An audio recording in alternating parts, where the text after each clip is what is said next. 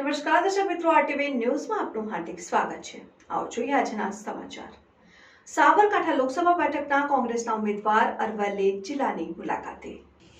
સાબરકાંઠા લોકસભા બેઠકના કોંગ્રેસના ઉમેદવાર અરવલ્લી જિલ્લાના મોડાસા ખાતે આવેલા જિલ્લા કોંગ્રેસ કાર્યાલય પર ડોક્ટર તુષાર ચૌધરીએ યોજી બેઠક।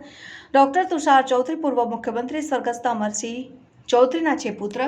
કોંગ્રેસના હોદ્દેદારો કાર્યકરો સાથે યોજી બેઠક। ઇન્ડિયા ગઠબંધનને લઈ આમ આદમી પાર્ટીના હોદ્દેદારોને કાર્યકરો પણ મોટી સંખ્યામાં જોડાયા। સાબરકાંઠા બેઠકના ભાજપના ઉમેદવારની ચૂંટણી ન લડવાની પુષ્પર આપી પ્રતિક્રિયા। કોંગ્રેસે ઉમેદવાર જાહેર કરતા જ હરીફ પક્ષના ઉમેદવારે ઉમેદવારી પાછી ખેંચી। ડોક્ટર તુષાર ચૌધરી સાબરકાંઠા બેઠક ઉપર કોંગ્રેસની જીત નક્કી છે। ડોક્ટર તુષાર ચૌધરી ઇન્ડિયા ગઠબંધનને લઈને કોંગ્રેસને થશે ફાયદો। ડોક્ટર તુષાર ચૌધરી।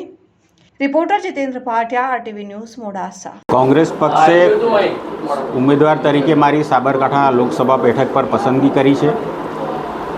गत विधानसभा समीकरणों आप जोशो तो आम आदमी पार्टी कांग्रेस और भारतीय जनता पार्टी में मोटा भागे मतों विभाजन थयुं हतुं। आ वखते इंडिया गठबंधन में आम आदमी पार्टी और कांग्रेस पार्टी साथे मळीने चूंटणी लड़ी रह्या छे, जेना कारणे जे मतो आम आदमी पार्टी ने मळेला ए सीधा आ वखते कांग्रेस पक्ष ने मळशे। एटले आ सीट पर कांग्रेसनो विजय नक्की थई गयो छे अने कांग्रेसनो विजय नक्की थई गयो छे। हजी अमे तो फॉर्म नथी भर्युं, मात्र उम्मीदवार तरीके अमने जाहेर करवामां आव्या छे।